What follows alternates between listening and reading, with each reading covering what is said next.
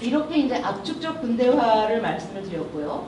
이 압축적 근대화 속에서 가족은 어떻게 변화되어져 왔냐면 아까 말씀드린 농경사회를 중심으로 한 대가족 중심. 저 때는 심지어 뭐 삼촌, 사촌도 같이 살았죠. 큰아버지네, 작은아버지네 이렇게 같이 살기도 했어요. 뭐 시집간 고모가 뭐 소방 맞아서 왔거나 이혼하고 오면 그 고모도 이렇게 같이 살기도 했고, 뭐 거기다 이제 조카까지 딸려갖고 뭐 왔다고 한다면 뭐 같이 살기도 했고, 상당히 뭐 그런 속에서도 누구든 어쨌든 자기 역할들을, 그것이 가족 내 돌봄의 역할이든 뭐 이제 논과 밭에 나가서 하는 노동의 역할이든 어쨌든 역할들을 서로 나눠가면서 대가족으로 살아왔다고 한다면, 자, 언제부터 핵가족으로 들어섰다고요? 질문을 주로 여기다. 자, 그렇죠. 산업사회가 들어서면서부터 이제 핵가족이 됐다고 할 수 있어요. 우리 사회에서 산업사회가 대체로 언제부터쯤이었다고, 산업사회로 적극적으로 바뀌기 시작한 게 언제부터였을 것 같아요? 그렇죠. 박정희. 그렇죠?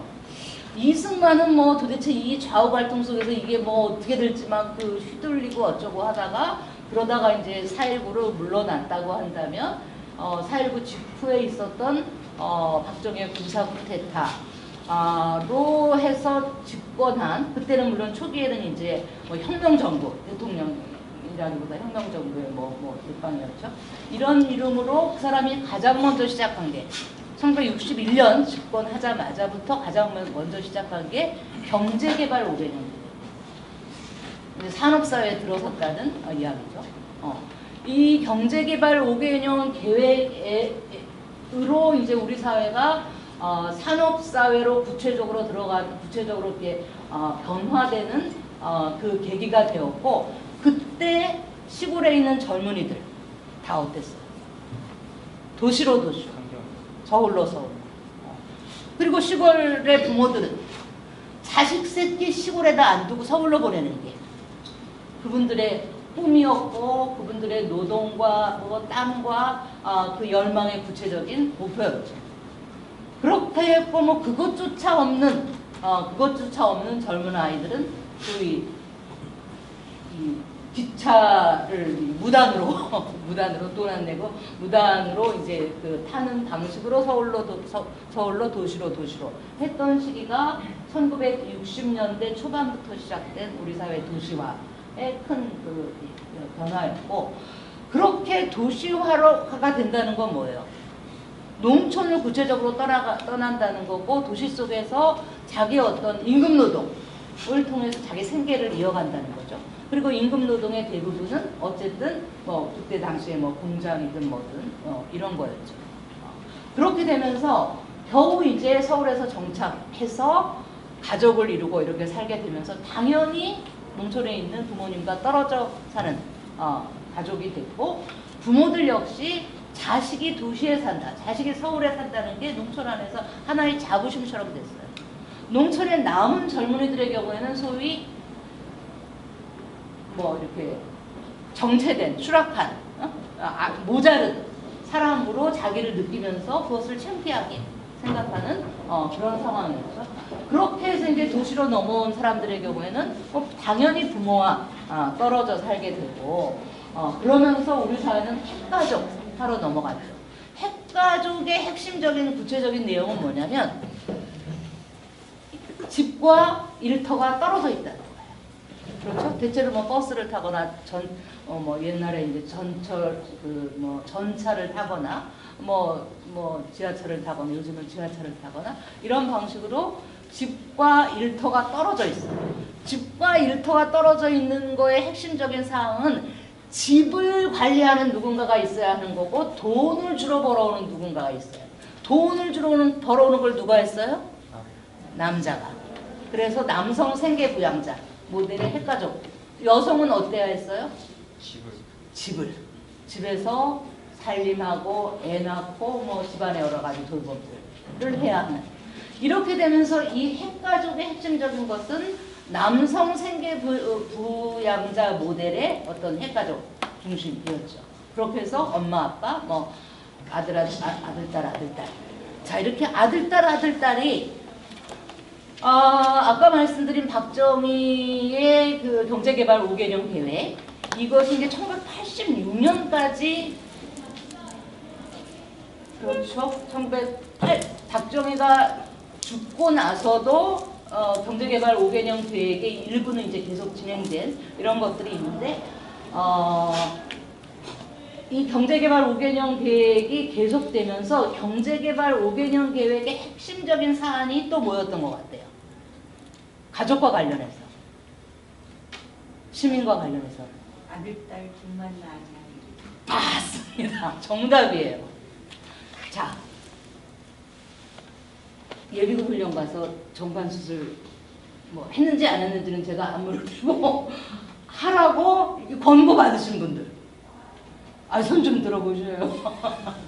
저는 1981년에 큰아이를 낳았는데도 그때는 상당히 사실은 그 뭐 가족계획이 성공리에 넘어가서 1986년부터 사실은 우리 사회에 저출산이 문제가 되기 시작한 때였거든요. 이렇게 분석을 해보면. 그런데 여전히 정부는 가족계획을 외치고 있던 때였어요. 그래서 1981년에 첫 아이를 베고 두 번째 아이를 84년에 베고 독산동 아주 그 가난한 동네에서 살고 있는데 보건소 버스가 돌아다녔어요. 원하지 않는 아이를 임신한 임산부는 이 버스를 타면 무료로 보건소에 데려가서 수술도 해주고 뭐 이런다고. 그리고 남자들은 이제 예비군 훈련 가는 그랬고요. 그것이 1984년까지 제가 둘째 아이를 임신하고 뭐 낳습니다. 둘째 아이를 임신하고 있을 때 그 이후 한 86년까지 이렇게 계속 이어졌어요. 이 우리나라의 그 박정희로부터 시작된 경제개발 5개년 계획으로 그 급속한 변화가 왔던 핵가족 중심에서의 핵심은 우리나라의 경우에 뭐 나라마다 다 다릅니다. 나라마다 사정이나 뭐 산업의 발달 정도에 따라서 차이가 있지만 우리나라의 경우를 보자고요. 우리나라의 경우에는 저 핵가족 중심에서의 핵심적인 국가 정책은 산하 제한이었어요. 지금은 어떻죠? 지금은 이제 제발 좀 나라 하고 있죠. 제발 좀 나라. 옛날에 그 가족계획을 주도했던 보건복지부의 그 부서가 옛날에 뭐 보건사회부 뭐 그 이전에는 또 뭐 명칭들이 다르겠지만 그 부서가 이름만 바꾼 거예요. 구성은 상당히 그대로 둔 채 전에는 제발 그만 나라로 했다면 지금은 나라 하고 있어요. 그런데 전에 그 그만 좀 나라 하는 건 상당히 뭐 성공리에 그 진행이 됐죠. 뭐 여러 가지 이유가 있겠죠. 우리 사회 그 당시에 소위 국가의 정책에 대한 국민들의 어떤 그 따라감 뭐 이런 것들도 있을 테고, 지금은 소위 국가의 정책에 대해서 시민들이 그런 식으로 넘어가지는 않죠. 그런 식으로 국가 논리에 의해서 뭐 국가를 위해서 애를 낳으라고 정부는 여전히 떠드는 측면이 있기는 하지만 지금 국가를 위해서 애를 낳을 청년들은 없죠. 내가 정말 낳을 작전이고 낳을 형편이 되고 낳고 싶고 이렇다면 낳고, 그렇지 않으면 안 낳겠다. 심지어는 결혼조차도 그렇게 하겠다는 것이 지금의 우리 사회의 뭐 가족을 어떻게 구성할 것인가 말 것인가, 그 구성의 애를 또 낳을 것인가 말 것인가와 관련해서 지금 시대의 어떤 그 청년들의 이제 생각이라고 한다면 우리는 이것을 부정적이라고는 볼 수 없어요. 그렇죠? 60, 70 넘은 노인들의 경우에도 지 손주들 상황을 보면 애 낳으라고 이렇게 독려하기 참 어려운 상황 경우가 굉장히 많아요. 네. 이렇게 이제 그 핵가족이 이렇게 이제 변화되어져 왔고, 그 다음에는 제가 보기에는 배타적인 내가족 중심주의라고 느껴져요.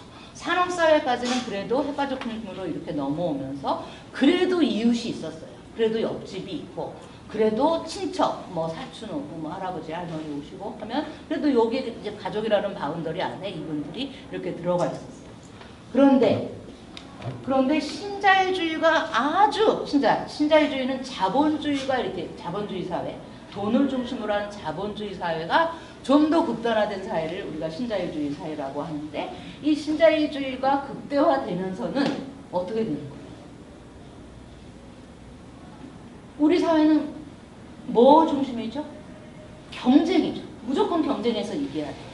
그리고 사회에서의 어떤 그 핵심적으로 우리한테 요구하는 바들은 쓸모, 효율 이런 거예요. 쓸모없는 사람, 노동력이 안 되는 사람, 뭐 실력이 안 되는 사람은 계속 배제되고, 그렇죠? 그런 속에서 경쟁해서 이겨야 되는 이런 사회이다 보니까 핵가족 중에서 이제 어떤 사회로 갔냐면 가족밖에 더 믿을 게 없다. 사회에 나가보니까 정말 살벌해. 각자 도생이야. 각자 그냥 그 각계전투를 하면서 싸워야 되는 이런 속에서 믿을 거는 가족밖에 없다. 요거 하나랑 그럼에도 불구하고 좀 가족은 정말 지긋지긋하다는 이 두 가지가 막 혼돈돼요. 저 있으면서도 그럼에도 불구하고 비빌 때라고. 평생 나랑 같이 해줄 사람. 내가 가장 어려움에 빠졌을 때 그래도 내게 이 동아줄을 내려줄 사람, 나를 구출해줄 사람, 내가 기댈 사람은 가족밖에 없다는 이런 속에서 갈수록 정말 배타적인 가족 바깥의 어떤 사람들, 심지어 여기는 친척도 포함돼요.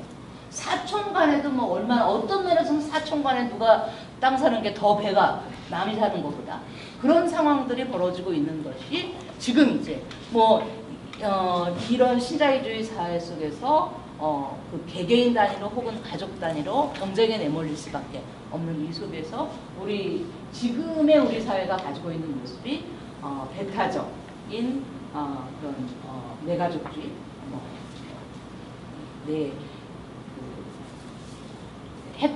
핵가족이면서 내가족 중심적인 그런 것으로 그런 속에서 이렇게 이제 배타적인 그 가족 중심을 이루고 있는 가족들이 상당히 있고 이런 가족과 또 다른 가족들이 굉장히 많이 늘어나고 있어요. 자, 지금 1인 가구는 거의 3분의 1 수준이에요.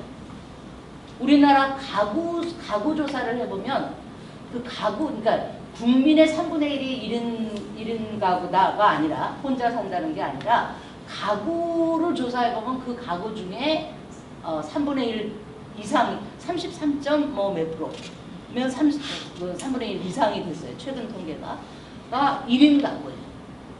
뭐 전에는 뭐 혼자 사는 게 뭐 이상하니 어쩌니 심지어 독거 노인이니 뭐 어쩌니 상당히 낙인적인 의미를 담고 있는 이미지를 담고 있는 그 단어들이 쓰였는데 지금은 독거는 그냥 뭐 여러분들 집 동네 이렇게 골목 한번 보세요. 혼자 사는 노인, 혼자 사는 청년들 굉장히 많죠. 뭐 이혼하고 혼자 사는 분들도 굉장히 많고 아예 결혼을 하지 않은 분들도 굉장히 많고 이런 속에서 1인 가구가 상당히 확장이 됐고 이거 역시 부정적으로 볼 문제가 아니에요. 그냥 현상.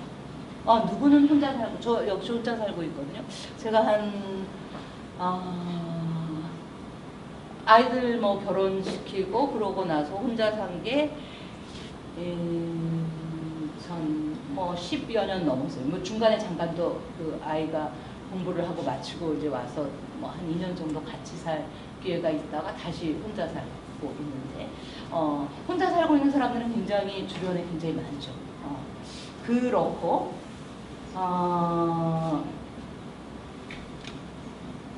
그 외에도 다양한 우리 공동체도 가족과 같은 형태로 인정해 달라는 요구를 하는 다양한 공동체들이 있어요. 그 요구는 왜 나오냐면 국가의 정책이 시민과 만나는 방법이 아까 가족이라 그랬죠. 그러다 보니까 가족을 이루지 않은 사람들은 상당히 손해보는 게 많아요.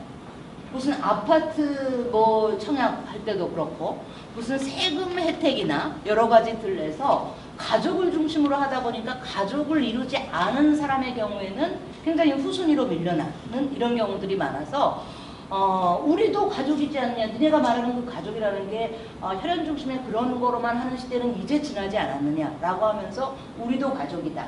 우리도 가족으로 인정해달라. 이런 요구들을 하는 쪽들은 어떤 쪽들이 있냐면 대체로 공동체를 이루고 사는 사람들이 있어요. 어떤 사람들은 혈연과 전혀 상관없이 혹은 성애적인 관계와 뭐 그 파트너와 섹스를 하느냐 안 하느냐와 전혀 상관없이 그냥 우리는 같이 산다라고 생각하는 제가 아는 장애인 친구들의 경우에는 여성 장애인들끼리 비장애인인 부모의 어떤 간섭과 너 하지 마라, 그 위험해. 이러는 거 싫어서 상당히 나이 들어도 독립해서 살고 있는, 독립해서 여성 장애인들끼리 같이 살고 있는, 굉장히 중증 장애인들인데 여성 장애인들끼리 같이 살고 있는. 그런데 여기는 가족에 주어지는 혜택이 전혀 없어요. 또 혹은 동성애자 커플들의 경우에도 우리도 그 가족과 똑같은 그 삶을 살고 있고 한데 우리도 인정해요. 그리고 또 요즘은 뭐 같이 살기는 하지만 혹은 어떤 경우에 아이까지는 않지만 우리는 결혼관계에 편입되고 싶지는 않다라고 생각하는 이성애자들도 상당히 있죠. 그래서 그냥 동거를 오히려 가장 좋은 형태라고 생각하는 그런 젊은이들도 있어요. 그런 젊은이들도 우리도 어쨌든 똑같은데 국가에게 다 세금 내고 어쩌고 하는데 왜 복지나 여러 가지 혜택에서 우리만 차별을 받느냐라고 하는 이런 다양한 가족들이 있어요. 뭐 1인 가구서부터 시작해서 여러 가지 다양한 가족들이 소위 뭐 대가족이니 핵가족이니 하는 이런 가족이라는 우리 사회가 지금 구분하고 있는 이 구분에 들어가지 않는 다른 가족들, 구분에 들어가는 가족들을 정상가족이라고 한다면 이 정상가족은 부모가 있고 그 사이에서 낳은 자녀가 있는 요거를 이제 정상가족이라고 한다면 뭐 그게 정상이냐, 이렇게 다양한 게 있는데 이거 모두 다 다양한 가족이다 라고 하는 그런 주장을 하는 사람들이 있는 거죠. 자, 공권사회에서 요거는 아까 말씀을 드렸고요. 저는 이제 이렇게 대가족, 핵가족, 배타적 가족, 배타적인 내가족주의로 가는 속에서 개인들이 겪고 있는 어떤 혼돈과 개개인들이 서로 간에 겪고 있는 혼돈과 어떤 그 갈등들, 차이들을 조금은 들여다보자고요. 자, 세대 간의 소통은 말씀드린 것처럼 굉장히 어려워졌어요. 저도 그래도 뭐 대학을 나왔고 뭐 대학원을 좀 공부를 하다가 말았고 그렇고 사회활동을 끊임없이 해온 사람이에요. 그럼에도 불구하고 제가 지난주에 제 둘째 며느리가 허리가 나갔어요. 이 100일 막 지난 아이를 키우다가 이제 허리가 나가고 긴급 어머니 와주시면 안 돼요. 이래서 이제 걔를 손주를 보러 이틀을 2박 3일을 가 있었어요. 이 친구의 34살 먹은 이제 며느리죠. 이 친구 제 아들은 이제 뭐 출장을 가야 돼서 3일간 있으면서 제가 이 사람들과 어떻게 관계를 맺는 게 좋은가를 이제 보면서 캠프를 했던 건데, 그 친구도 뭐 이렇게 대학을 나오고 이런 건데, 그 친구가 하는 육아에 대해서 나는 그냥 이렇게 하는구나. 요즘 사람들은 혹은 이 친구는 이렇게 하는구나 라고만 생각해요. 저랑 굉장히 달라요. 가지고 있는 도구들도 뭐 굉장히 다르고, 저는 뭐 또 워낙에 가난하게 그 시절을 가난하게 지내다 보니까 아주 간단하게 했는데 뭐 별의별 뭐들이 많아요. 제가 도저히 사용조차 할 수 없는 그런 것들이 굉장히 많고, 그렇고 그런 30 중반의 한 친구가 지금 이제 100일이 막 지난 이제 한 뭐 110일 정도 된 한 아이를 키우는데, 여전히 엄마는 이제 이 아이에게 벌써부터 자기 욕망의 어떤 것들, 아유 얘는 커서 뭐가 됐으면 좋겠어요, 뭐 이런 얘기를 하죠. 그 말 다 소용없어요. 우리 세대도 이렇게 급격한, 이 짧은 세대 속에서 급격한 변화가 있는데, 이 이제 100일 막 지난 아이가 20대 30대를 살 사회를 30대인 이 엄마는 도저히 상상이 불가능하다. 그런 면에서 이제는 좀 앞선 세대가, 우리 이제 어르신들이, 나이 든 사람들이 젊은 세대에게 야, 나 때는 이랬어. 너 지금 그거, 야, 나 때는 이랬어. 이게 좋아. 라는 말을 할 수가 없는 거야. 지금 60대인 우리가 30대인 내 자녀에 대해서 도 그렇듯 이 30대인 이 친구가 이제 막 뭐 1살, 2살, 3살 혹은 초등학교를 들어갈 어떤 아이에게 나 초등학교 때는 이랬어 라고 말할 정말 이 자리가 안 나는 거죠. 뭐 이렇게 말하기 시작하는 사람 뭐가 되죠, 우리는? 꼰대가 되는 거예요. 젊은 사람도 마찬가지예요. 20대 후반인데 지금 10대 놓고 야, 너 그거 야 이렇게 하는 거야. 이렇게 다 내가 해봐서 알아. 이제 꼰대 되는 거예요. 자, 우리가 할 수 있는 거는 앞선 세대로 할 수 있는 거는 너 그거 모르니? 나도 몰라. 근데 좀 어떻게 하면 좋을지 좀 같이 좀 생각은 해보자. 이게 최선이라는 거죠. 그거는 이제 뒤세대로 갈수록 더 그런 거죠. 그렇고 또 하나는 우리 사회의 어떤 성평등 문화에 대한 것이 굉장히 급격하게 저 압축적 군대화 속에서 굉장히 급격하게 변화되어져 왔어요. 그 속에서 또 남성과 여성이 성평등 문제와 관련해서는 또 굉장히 서로 차이가 클 수밖에 없어요. 여성에게 성평등은 정말 구체적으로 하루에 매번 겪는 그런 문제라고 한다면 남성에게 성평등은 주변 여자가 딴지를 걸어야지, 시비를 걸어야지, 대들어야지 그때서 아씨 이러면서 근데 생각해보니까 맞기는 맞네. 이럴 수밖에. 저는 뭐 남자들이 나빠서가 아니라고 생각해요. 저도 부모 돼 보니까 자식이 덤벼들어야지 그때서 야 내가 뭐 얘한테 권력을 좀 행사했나? 내가 얘를 너무 내 마음대로 하려고 했나? 이렇게 들더라고요. 기득권자들은 스스로 자기 기득을 느끼기는 정말 이거는 불가능해요. 뺏긴 사람들이 대들고 싸우고 덤비고 해야지 그때서 다행히 깨달아서 그래 알겠다라고 한다면 다행인 거고 법적으로 싸우고 뭐 무슨 집회를 하고 시위를 하고 난리를 쳐야지 그때서 어쩔 수 없어서 뭐 주게 되는 것이 기득권자들의 대부분인 것 같아요. 이 기득권의 문제는 성별의 문제건 뭐 부모 자식 간의 문제건 뭐 경제적인 문제건 마찬가지인 것 같아요. 이런 성평등과 관련한 여성과 남성의 차이, 특히 노인 세대에서는 더 그렇죠. 노인 세대는 훨씬 가부장적인 문화가 아주 뿌리 깊은 사회에서 살았다 보니까 지금 노인 세대, 지금 남성 노인과 여성 노인이 느끼는 우리 사회의 어떤 성평등에 관련한 느낌은 굉장히 다를 수밖에 없어요. 요즘은요, 할머니들은 그러니까 이 손녀를 더 좋아하시더라고요. 이게 50%가 넘어섰어요. 전 정말 급격한 변화라고 생각해요. 그래도 가만히 보면 아들 손주를 좀 놔줬으면 좋겠고 시집간 딸은 딸 손주 좀 놔줬으면 좋겠고 요건 좀 구분을 하시는 것 같아. 그렇더라도 지금 손녀딸을 싫어하는 노인들은 없어요. 손녀딸이 더 이쁘다 말로라도 일단 이렇게 하시고 통계상으로 질문을 했더니 손녀가 더 좋다는 그 통계가 더 넘어갔어요. 이건 정말 굉장히 급격한 변화죠.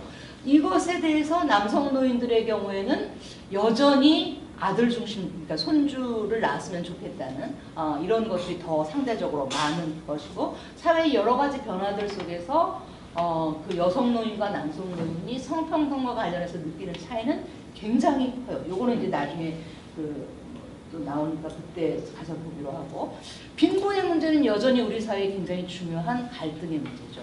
특히 저런 압축적 군대화 속에서 갈수록 빈부의 차이가 벌어지고 이제는 뭐 개천에서 용난다거나 어떤 경제적인 신분 상승을 하는 게 불가능해진 사회 속에서 그럼에도 시민들 속에는 개개인들 속에는 어떤 권리의식이나 민주주의의식 이런 것들이 많아지면서 이제 그것으로 인한 갈등들이 계속되고 있죠. 그것의 또 하나의 측면은 저는 지난번 박근혜 탄핵 정국에서 보였던 촛불 집회와 태극기 집회의 그 갈등의 모습이 우리 사회에서 어떤 민주주의가 발전하고 정치가 변화하는 것 속에서 그 속에 뭐 상당히 세대 갈등의 의미도 있었죠. 아무래도 태극기 집회 쪽에는 노인들이 더 좀 많았고 촛불에는 상대적으로 젊은 분들이 물론 많은 노인들이 촛불에도 오기도 했지만 이 지난 박근혜 탄핵 정국의 이 두 집회 사이에서 보여지는 것들이 우리 사회가 압축적으로 정치가 뭐 변화 발전되어면서 가지고 있는 어떤 갈등 요소. 태극기 집회 쪽 노인들은 어떤 거예요? 대체로 박근혜. 그 당시로는 박근혜를 그렇게 탄핵하면 안 된다. 이거는 거꾸로 가면 소위 뭐 박정희서부터 시작된 그리고 소위 그 반공이 되어오고 우리 사회 좌우 갈등 속에서 남쪽이 선택한 공산주의에 대한 반대의 국가가 가지고 있는 이념을 그대로 자기 안에 내재화한 분들 그런 분들이 이제 태극기 집회에 모이셨다고 한다면 그 중에서 어떤 분들은 더 옛날로 돌아갔죠. 마마님 하면서 우리는 의병이다 라고 하면서 아주 봉건 시대로 왕조 시대로 돌아간 분들도 있었고 자기를 표현하는 방식이. 그래서 이제 그분들이 태극기 집회에 모였다고 한다면 촛불은 어땠어요? 당연히 대통령도 탄핵할 수 있다. 잘못하면 탄핵할 수 있다. 도대체 이게 무슨 대통령이냐? 라는 주장들이 이쪽이었고. 이 사람들에게는 소위 박정희 일제에서부터 계속된, 우리는 일제 청산을 제대로 하지 못한, 그래서 일제에서부터 계속된 우리 사회의 어떤 그 정치적인 수구 세력들이 그 인식을 나는 그거 반대한다. 절대 옳지 않다라고 주장하는 사람들이 촛불에 모이면서 양극단을 이루었던. 저는 이제 정치적으로는 저는 당연히 촛불 쪽이었어요. 저는 촛불보다 더 왼쪽이에요, 사실. 촛불이 무슨 혁명이냐 이러는 사람인데, 하여튼 그래도 이제 갔다면 촛불로 갔고, 촛불도 몇 번 갔지만 일부러 저는 태극기 집회를 많이 찾아갔어요. 이분들이 왜 이러실까? 저는 이렇게 잠입하는 걸 좋아하거든요. 그래서 이제 촛불 집회 분들을 많이 만나서 이야기도 듣고 이랬는데, 굉장히 재밌었던 것 중에 하나는 촛불 집회에도 태극기 집회에도 똑같이 나온 핏겟이 있었어요. 이게 나라냐. 이건 굉장히 재밌는 현상이라고 생각해요.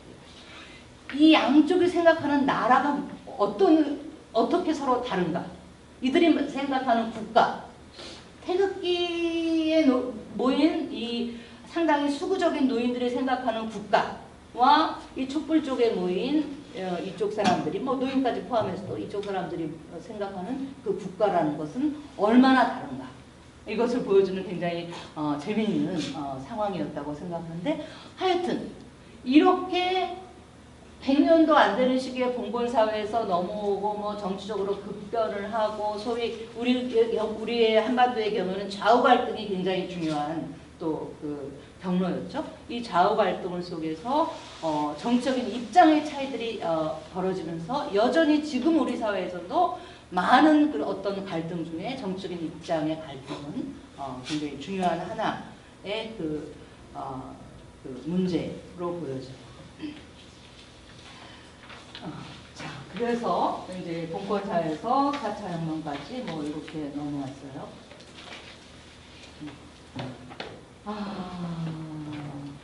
경제개발과 가족계획, 출산장려정책은 좀 말씀을 드렸고요. 시간이 벌써 1시간이 지났으니까 말씀드린 것들은 좀 간략하게 하거나 넘어가면서 진행을 할게요. 가족에 대해서 그냥 딱 떠오르는 말들 어떤 것들 있죠? 사랑. 진심으로 그렇게 생각해요? 집을 나와서요. 근데 그냥 얘기해봤어요. 그렇죠. 나오면 좀 그렇죠. 그립죠. 나오면 그립죠. 어때요, 가족? 뭐가 떠올라요? 우리 좀 선생님 가족. 사모님 씨. 사모님 옆에 놓고 물어보면 안 되는데. 왼손. 그렇죠. 희생. 희생. 여성의 경우는 상당히 그렇죠. 그 할아버지 할머니들을 놓고 이게 농촌 다니면서 방송 찍는 이런 거 있죠. 거기서 이제 막 모션을 하고 이것이 사자성어로 무슨 단어냐를 맞추는 거예요. 똑같이 부부 노인을 불러놓고 노인 그 부부를 불러놓고 막 모션을 해주고 이게 무슨 말이냐를 하랬더니 할아버지는 잘생긴 건 이러고 할머니는 뭐래요? 평생 왼손. 그러니까 이거는 누가 어쨌다는 게 아니라 남자들이 잘못했다는 게 아니라 그만큼 이 가족이니 이거 가족을 묘사를 했을 거예요. 아내 부부 이거와 관련해서 성별에 따라서 다르게 느낄 수밖에 없다. 그래서 이제 말씀하신 평생의 왼수라는 얘기는 그래서 어떤 얘기까지 나오냐면 전생의 왼수가 요번 생에서 이게 이 가족으로 만난대요. 여기서 잘 풀어야지 다음 생에서 안 만나고 여기서 잘못 풀면 다음 생에서 거꾸로 만난대요. 그러니까 지금 잘 하시라고 이런 말도 나오고, 제가 아주 빈곤이 심한 그 노인들의 생애를 인터뷰하는 과정에서 자주 나오는 얘기는 정말 한 구덩이에 물어넣고 싹 불질러버리고 싶다. 그럼에도 불구하고 뭐 저는 이제 할머니들 인터뷰가 주로 많았고 할아버지들 인터뷰를 하는데 할머니들의 경우에는 그럼에도 불구하고 그 속에서도 여전히 모성애 하나로 내 자식 굶기지 말아야 된다는 이거 하나로 또 가족을 계속 이어오죠. 굉장히 딜레마적인 게 가족인 것 같아요. 삼성은 여전히 또 하나의 가족 이러고 외치고 있어요. 자, 삼성에서 그 반도체 만드는 과정에서의 피해 노동자들에게 이 가족은 포함이 안 됩니다. 비정규직은 가족에 포함이 안 돼요. 이런 속에서 그럼에도 불구하고 여전히 가족. 뭐 제 동생이 제가 사실 우리 오남매 중에서 굉장히 많이 문제를 일으키고 야 이딴 가족 나는 뭐 싫어 뭐 이런 거를 많이 하면서 살아온 사람인데 여전히 우리 남매들이 저를 부르는 방법은 우리는 가족이니까 누나가 뭐 어떻게 생각이 다르고 어떤 소신으로 산다 하더라도 우리는 가족이니까 그래도 보자. 뭐 이거에 저도 말려들고 이제 또 이렇게 가족으로 들어와 있는데 이 가족은 그런 부분들이 많죠.